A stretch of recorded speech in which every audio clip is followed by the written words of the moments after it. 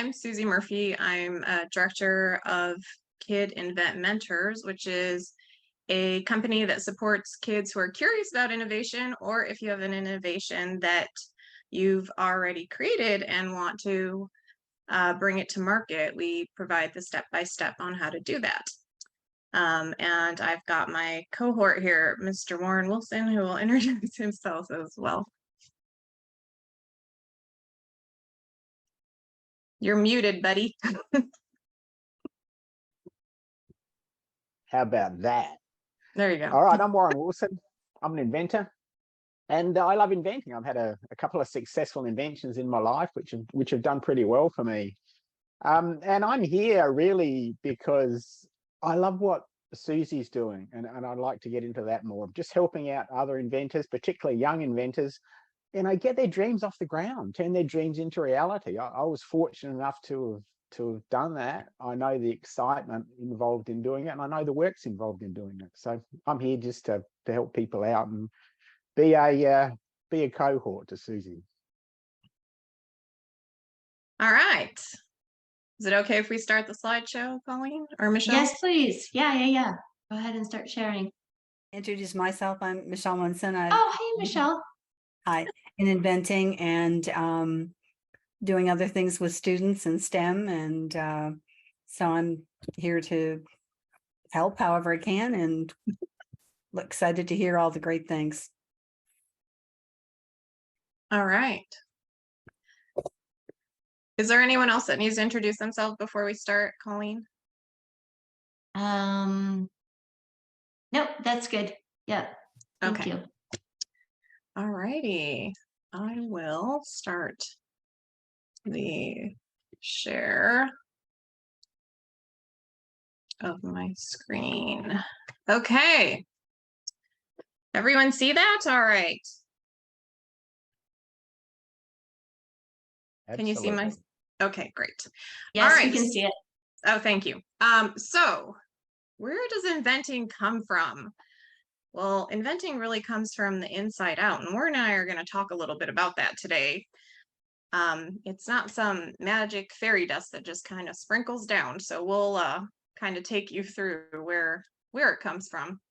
It actually comes from inside of you, things that you love, that kind of spark a passion to do something. And with following that passion, great things can happen.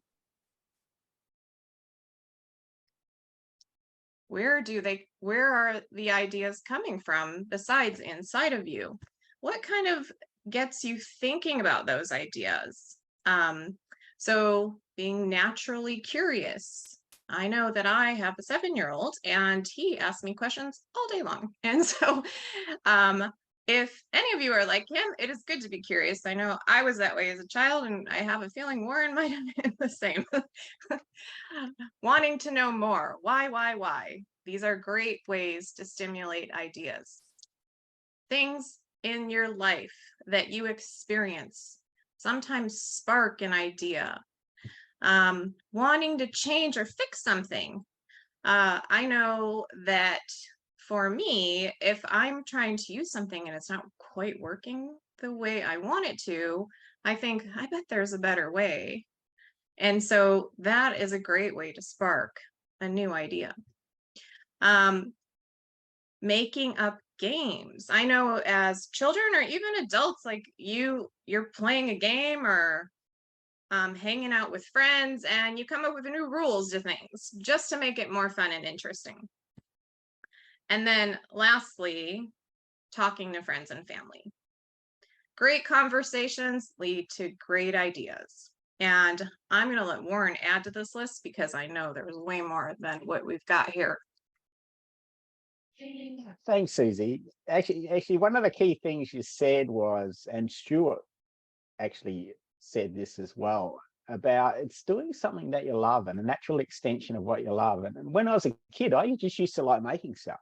And, and I used to like pulling stuff apart and putting it back together, and often it wouldn't quite go back together as the same as it was when I pulled it apart. But I was always curious how things work.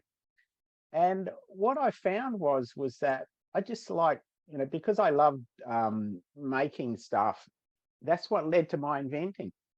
And some of the products, or probably my most successful products, Better Blocks, that I did, it all came about because I overheard a couple of people speaking about Lego, and these were salespeople, and they said, wouldn't it be great if we had a product that could compete with Lego? And at the time, there was no such thing. And it kind of started my little brain thinking. I thought, well, you know, I like making stuff. Maybe I could make something that could compete with Lego and design a new product. And that's what kind of spurs me on, just hearing people say things, or saying, you know, wouldn't they love a product that does this, or a service that does this, or they have a problem.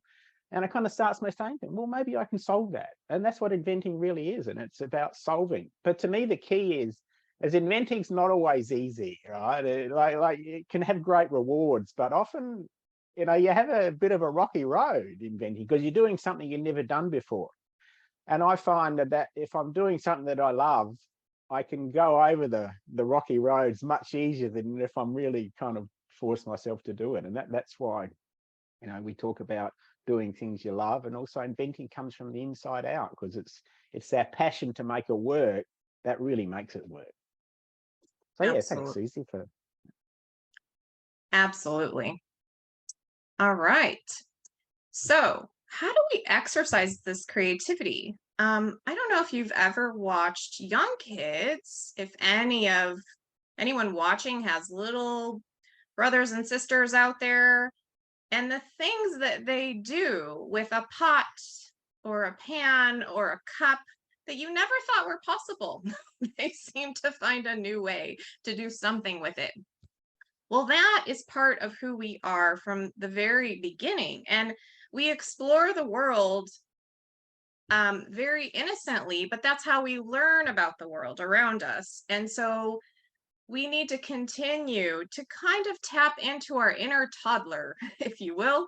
How are we still those 2- and 3-year-olds doing crazy things? Because as we get older, our ability to think that way kind of changes, because now we're in school, and now we're doing math, and we're doing English, and we're doing science, and we're trying to be really good at all those things. But how do we make sure that we're still thinking of new ways to do things, even though the book says that this is how you do it? So how do we make sure that we have new experiences so that we can still be creative? And one of the ways to do that is to try a lot of new things. Art is a great way to tap into that. There's a lot of different ways to do art. Crafts. I know STEM projects, which isn't on here, is another way to put things together and create a new way that your brain thinks about something. Puzzles and taking pictures, making something new out of something that's already there. I've challenged kids in my program to take a dog bowl and create something new out of a very basic thing, a dog bowl, and it's amazing what they can come up with. So it's just taking something very simple and adding to it and changing it, and that helps you think of something creative, but you have to be challenged to do it and willing to try. Again, with games are always great to make new rules, change how you're going to do things, to make it more fun and interesting. So you're just not doing the same thing over and over. And back to the asking lots of questions from anyone you meet. Why do you do this? How do you do that? Why is this? Why is the sky blue? Why is the, there's a million questions out there. So those are great ways to tap into creativity. I know Warren's going to add to this, because I'm sure he can talk about how some of his creative juices flow, but it's fascinating just even going for a walk and observing the world around you, and you see someone doing something, you're like, huh, they really are struggling. Maybe if they just had this other thing that would make it easier for them, they wouldn't be working so hard. And wow, that was a creative thought that who knew that it was there? But it comes from all over the place. But I'm going to let Warren add. Thank you, Suzi. And Suzi, do you want to scroll through another one of the slides to? Oh, are you not bring seeing? up? No, we're not seeing. Whoa. Well, let's see. How about that? Can Oh, you see we're how we still, exercise our we're, s- creativity? It's still on no, slide we're one, still on. Susie. Oh, Yeah. Lord. It's okay. Okay. You've been such a, there we go. Ah, there we go. Well, I don't know what's going on, guys. Hold There on a we second. go. It's not been a Obviously, there's a problem. message in You're here very somewhere. engaging. Oh, good. Yes, yes, you are, Well, you're Susie. You missing are. my No, it's fun fantastic. pictures, though. But we are. However, we get to hear your fun voice anyway. That's cool. Okay. Well, But yeah, thank you. it's like, how can we exercise our creativity? And it all comes in different ways. I find it's what we say in Australia, it's horses for courses. We all have a different way of expressing our creativity. Like some people are great singers, some people are great entertainers. Some people, and I notice this with kids, they're very spontaneous. They'll come up with these crazy ideas that I go, wow, like I could never think of that. And it's for me, it's the ability to be, and Susie touched on it, to be a kid again and not worry about what other people think. Because I'm a great person who truly worries about what other people think of me. So I don't always share my ideas with people, and I don't always come forward with them. And it's not because of people, and it's just because of my own internal thinking. But when I can share my ideas, like I did with my Better Blocks and some other inventions that I've had, it's amazing how many people have come and helped me out. And creativity, to have an idea is one thing, but to turn it into reality is a whole nother thing. And I find,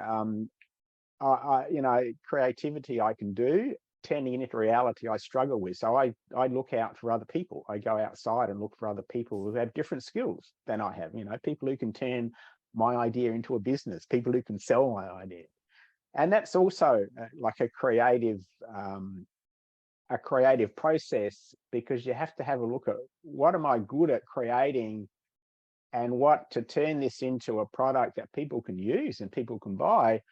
I need to bring other people's creativity into it, other skills that other people have got. So yeah, creativity is a great process, not only for me, but also for building my circle of friends and building my circle of people. And then, it's one of the things I love about Susie is, she has truly wonderful skills that I haven't got and I'll never have, like the ability to teach and get this information out there. And it's all part of the process, part of the creative process. Well, thank you. If I could just figure out PowerPoint, I'd be really great at this today. So, if it's okay, Colleen, I'm gonna stop sharing and reshare so you guys are seeing the same thing. I apologize. No, that's great. Yeah, we appreciate it, because I know you put a lot of time in those slides, and we I definitely want to see did, them. and I'm Yeah, like, what is happening? There we yeah, go. yeah. Now, Yeah. can you see the slide we were just on? Yes. Okay. Yep. Thank you. I must have clicked on the wrong one. I apologize. Okay, so this is what we just discussed. We're going to move on to who are some really creative people that you might have heard of. Can you see my slide now? I just want to confirm. Yes. Okay, Yep, great. we can see it. So there's this lady who's called J.K. Rowling. Don't know if anyone's heard of her. And she came up with this series, Harry Potter. And she came up with this out of the love for magical tales. And I mean, what an amazing creation that came out of one woman, and how popular it is. I don't know that there's many people in the world who haven't heard of her. Another person that a lot of people have heard of is Elon Musk. And he is very passionate about electric cars. He came up with Tesla, and he's passionate about sustainable energy. And so he's done some really amazing things. He has several businesses and working on several projects. And so these were just regular people who once were toddlers, back to the toddler, who just happened to keep that creativity alive in some way through something that they kept doing in their life. And now it has turned into some really great things for them. The other person I'm going to do a little shout out to is our Mr. Warren Wilson, who's on here, who did create Better Blocks. And I would like you to share a little bit more about what Better Blocks is, so that people understand a little bit more about what you did, and if you could just give a quick, what was your experience? Thanks, Susie. I must admit, when I first saw that slide, I was quite amazed to see my name even on the same page with these people. I was a bit shocked, really. But Better Blocks was, and I haven't got any samples here with me. Better Blocks was a movie. What it was like Lego. But when Lego blocks clip together, they form straight lines and they form right angles. When mine clipped together, the blocks actually moved. So kids could make whole models that moved, and they would also fit onto Lego. We had joiner blocks that fitted onto Lego, so they could like bring their static models to life. And it kind of came about for me, as I said earlier, I had a couple of salespeople having they really wanted a product to compete with Lego. But the real challenge for me was I needed to do something different to Lego. And I thought, well, if we had Lego and we made it move, that would be really cool. But the catch for me was how to do it, how to make a block that clicked together and it could also move. Now, I did that, but I did it with a bit of inspiration from a few other things. I was involved in motorbike racing.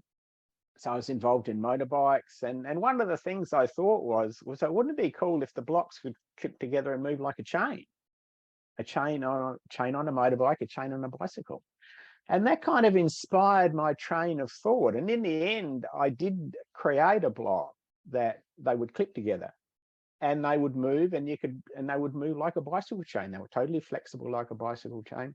You could pull them together, you could put them together, pull them apart. And that was kind of how it came about. And it came about through some unlikely things. Like I love working with kids. I love motorbikes. I love building blocks. And it was kind of all that combination of things that came together to form Better Blocks. And often I find with inventions, it's the same. It's a combination of all these unlikely things that we know. Like me, it was motor racing, and it was building blocks and kids, and eventually they came together to form a common link, and that was just my common link. Other people and other kids have different common links for different things. So yeah, it was an unlikely series of things that came together to form a product that was pretty successful. We kind of sold a couple of million kits, and that was brought a lot of enjoyment in the kids and parents' lives. That is a short story of my a short version of my story. Thanks for sharing that, Warren. I think it's a good inspiration from motorbike racing to bicycle chains to a product that competed with Lego. So just know it can be done, folks. Okay, so now I have this idea. How do I turn it into something? Well, we need to brainstorm with those ideas and that's where that creativity thing that we've been talking about comes in. We also want to see, is there similar things that exist like ours? And that's not necessarily a bad thing, but you don't want it to be exactly the same. And if there is something that's similar, how is ours different? Because that's really what matters. How is ours different? Make someone's life better. Who would be interested in my better idea? Who's the customer? Who would love what I'm making? You really need to understand who those people are in order to bring your product to life. The other thing you have to do is prototype and test that prototype. Is it working how my brain says that it would? Because I, again, want those customers to really be excited about it, love it. And if it's not working quite right, then I probably need to keep testing and playing with it. And then once I get those pieces all together, I can consider bringing it to market. And so there's a lot of steps, but once you learn the steps, you could use it for any product that you come up with, because more than likely there is more than one in your head. One of the steps I really do want to spend a few minutes on is the testing and really understanding prototypes and testing and the importance of them. And because Warren is more of a wizard at this than I am, I'm going to let him give you some tips on prototype testing. Do you have to spend a lot of money? How do you do this? Well, wizard, Susie. I'm not sure I'm quite a wizard at it, but I do. But I see, because I like making stuff. Making prototypes came natural to me, but it doesn't always come natural to a lot of people, and it kind of surprised me really to realize that. And making prototypes is really just having an idea and then turning it into something physical so you can play with it, so you can see it. And what I find with making prototypes is that, like, because it's a new invention, it's something new, like, you got no idea what you don't know. So a prototype is invariably going to, your first one, just let me say, your first one may not work, right? It may work, but it may not work. Like with my better block, it was a simple building block, but I probably made around about over 100 refinements on that block to get it to work the way I wanted to. And it was a process. Like I'd make one refinement on the clipping system, it wouldn't quite work, so I'd change it, make another one, wouldn't quite work. And I made mine out of plastic. But often you can make prototypes out of things like cardboard. Because also I made some robots, and I loved making robots. And what I did was I just started off with a sheet of cardboard and a pencil and drew some shapes, started to cut them out, started to work out how they were going to fit together. And it was a process that I did with some cardboard and a knife and a pair of scissors and a hot glue gun and a couple of other things. It's a process that any or most kids can do. So prototyping doesn't have to be an expensive, elaborate process. It just has to be something so you can start to see your model or start to see your idea and start to get an idea, oh, this is how it works. And then you'll find the problems with it and you'll gradually refine it. So yeah, prototyping is a really key thing. And also the other thing is, it's one thing to have an idea, but it's a whole nother level of excitement to have something you can play with and use and show people. It's like with my cardboard robots, when I made them, like, I thought they were really cool, but when I'd actually made some prototypes and shared them with kids and I saw how kids loved them, it added a whole nother reality to what I was doing. And I thought, wow, like, I'm not the only person in the world who loves my idea. There are other people who like it. And that's where, like Susie said, that's where your market research comes in, and you get to see what other people think of it, how they would change it, what they like about it, what they don't like about it. Does it really matter? Is it going to affect our sales? So it's part of the process of just fueling your excitement and fueling your passion. And I find that's the key. It keeps you going to do another step. And prototypes are a really key role in that. And like I said, you don't have to go out to big manufacturers or nothing to make your prototypes. Often you can make them with simple things that you've got in your own home. And most people have got them. Thanks, Lauren. I think it is important, because idea to touching and feeling something, it does bring it to life, and it helps you also get really excited about it, because now you're like, oh my gosh, look at this, and oh, if I just add this and this and this, and the creativity continues to grow and grow and grow based on just starting with something. And again, it could just be cardboard. So thanks for elaborating on that. And then how can we help? Well, if you are needing help, if you're curious about innovation and never done it, and you want to learn more about how to get into this, because this is an area that you want to explore further, we have a program called Ascent, and we actually have you pick real life global challenges and take you through the innovative thinking on how do you bring your products to life, helping solve real challenges in the world, from ocean pollution to climate change.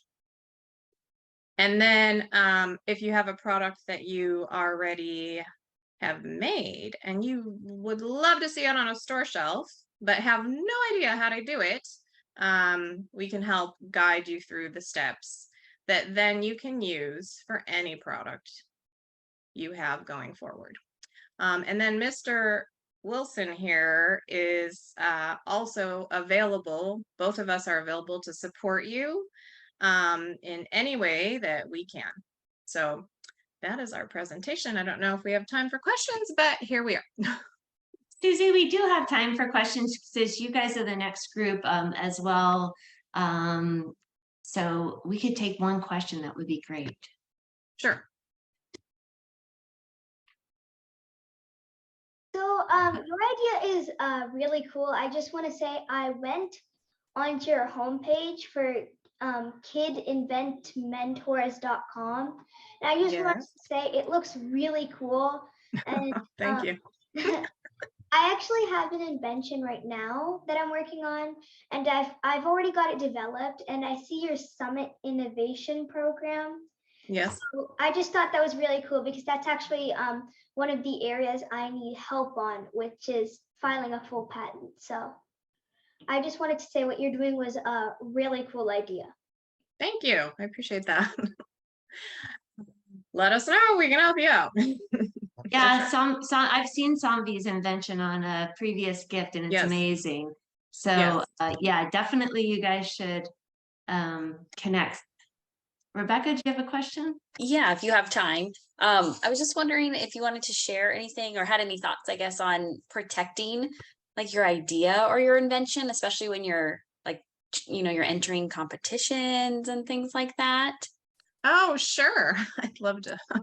This has been a topic the past couple of weeks. Yeah, so you have this great idea and you're going to join these competitions. This is wonderful. I know I didn't do this as a kid, and I just applaud everyone who's taking their ideas and being brave and presenting them. But how do you protect it so that if you did want to bring it to market, that someone didn't see exactly all the details? So here's the recommendation, is to show how it works, but not how it's made. You want to keep the secret sauce to yourself. So you can show how it works, but don't go into it was this measurement and this exact piece of metal or plastic. You don't want people to know all the details. You want to keep it more not as detailed. But you can still show that it does this and it solves this problem, and I researched and all the other pieces, but you just don't want to get into all the details. That is probably the best way that you can protect, but I would always refer to whatever country you're in, the laws within your country, read up on how to protect yourself. But that is a kind of general recommendation. I am not an attorney, so I'm not even going to pretend that I am, but that's a general recommendation. Perfect, thanks. And can I just say something to Warren? Warren, your better blocks. Did you have glow in the dark ones? Yeah, we Okay. had. Yes, I had With those as a kid, and you could make things and you could wear them, right? Yes. Yeah, that was it. Oh, We I had glow in love the it. dark. We had that. We had magic color change ones too, that kids could dip in warm water and they'd change color. Yes. And may I say, one thing I'd just like to add, you brought up a good point there, is that with better blocks, we had 84 different blocks. We had blocks that glowed in the dark. We had blocks that changed color. We had a whole range of blocks. I came up with the first 5 blocks, right? That was my idea. That was my invention. The other 79 blocks and all the other cool things like the glow in the dark blocks, we came up by people who are in my team, like the manufacturers and the manufacturer and the sales guy and the marketing guy, Kelvin and David. And that's why team is so important, because I had a cool idea, but these other people made it a really cool idea. And so thanks for mentioning it, Rebecca. That was it's the importance of being an inventor. Like you can get to mix with these really cool people who just expand your idea.